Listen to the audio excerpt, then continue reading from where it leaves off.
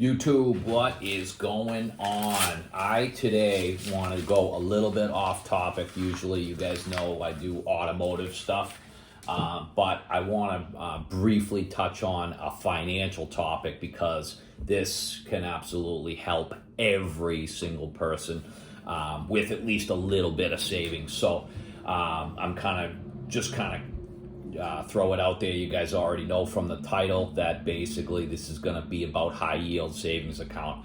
I'm basically going to tell you what I picked and just give you my brief review and kind of tell you where I started on this. Anyone that has, I don't know, $1,000 in savings or more, should definitely be looking into this. Maybe you already have, maybe you have a better solution. The thing is that a lot of people will say too, like, why not just stick it in a, if you had a decent amount sitting around in a retirement account, or even put it in a brokerage account and throw it into an ETF that mimics the stock market, S&P 500, which would be SPY, or like the NASDAQ QQQ. And the reason is because for my wife and I, we do real estate investing. So what we do is we accumulate our savings to get to a point where we can at least put a down payment on something we want to buy, a new multifamily or something like that, so that we can then use that multifamily property for cash flow. So we have a decent amount of savings that we do not want to stick in a mutual fund or an ETF and chance the big dip like we got in March, which the thing came right back, February, and then came right back in March. But who knew that it was going to come back that fast? Sometimes you're going to get that 30% drop, and that might take 2 years to come back. A lot of people thinking this economy can't sustain the way it is right now, and then that could happen. But you don't know. You absolutely don't know. Usually what you think will happen absolutely doesn't. So anyways, recently, what we used to do is any savings we had for purchases that we would know we would need in a short term, we kept in a brokerage account and just went for a money market fund. Now, pre-COVID, the Fed had interest rates, normal for that time. Basically, the money market rates were close to 2%. And that was, you wouldn't even get the 2% doing from CDs and all that stuff. So the money market was kind of the safest thing. And no matter what, we knew we were getting close to 2%.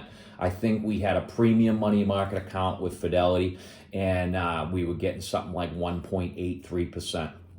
We were happy with that every single month. So just for an example, if you had 1.83%, and it's $100,000, you're looking at $180-something thousand. So let's say 200 times 2 every month, you'd be seeing $360. Those are obviously big amounts, but even $1,000, I don't know, what's that?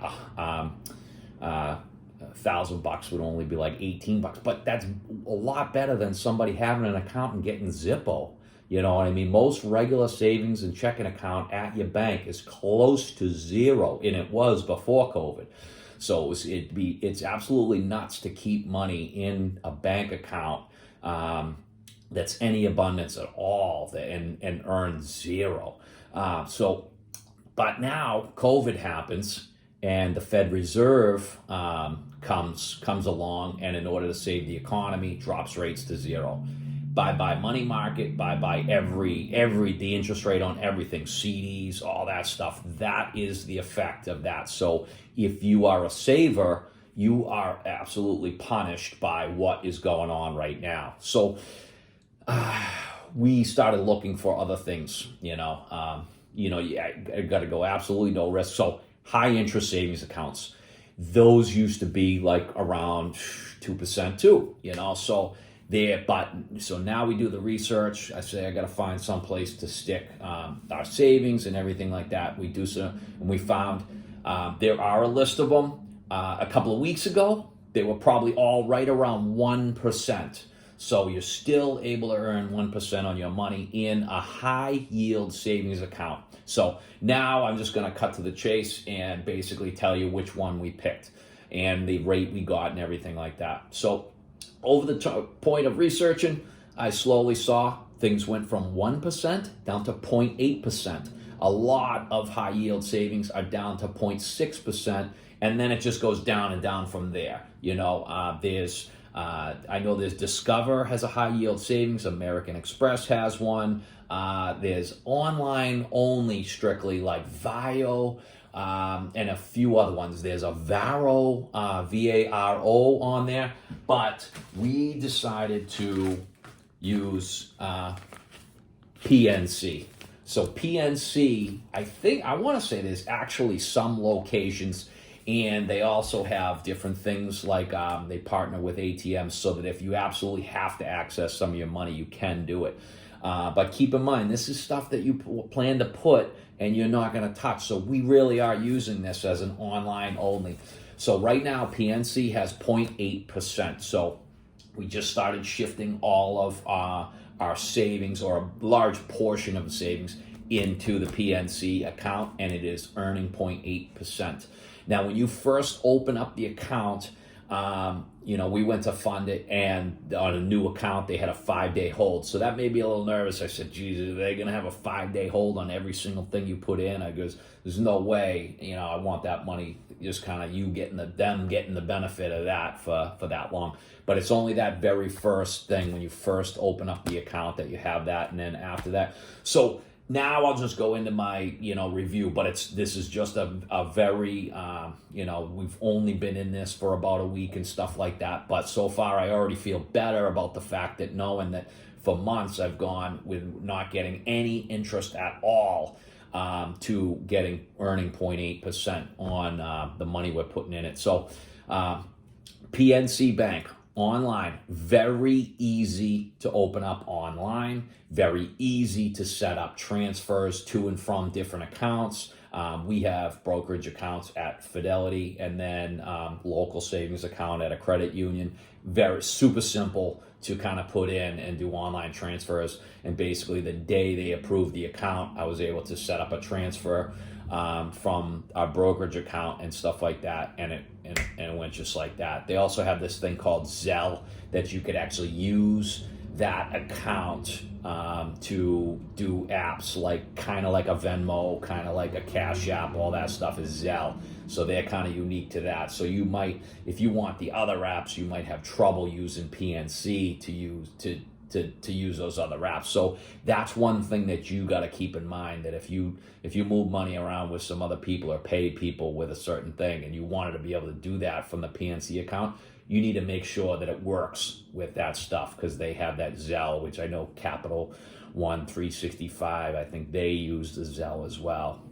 Everyone's trying to be proprietary to a certain app and stuff like that, but I could see this video is getting up over 8 minutes, so I don't want it to be too long. And I just want to say that anybody with some savings should definitely consider, do your research, put your money in a high yield savings account, at least earn some money on the account, on the savings that you've put away. You should not be punished for having savings and stuff like that. And then in addition to that, I recommend to everybody, because this is the thing, is if you'll be left behind if you do not try to invest the money that you worked for in something that will earn you more money, because we're going to have inflation and all this other stuff, and it's going to slowly eat away at your savings. Every dollar you make is going to be worth less and less and less if you don't grow your money. So that's all I want to say to everybody, is you have to look into these things. These are the things that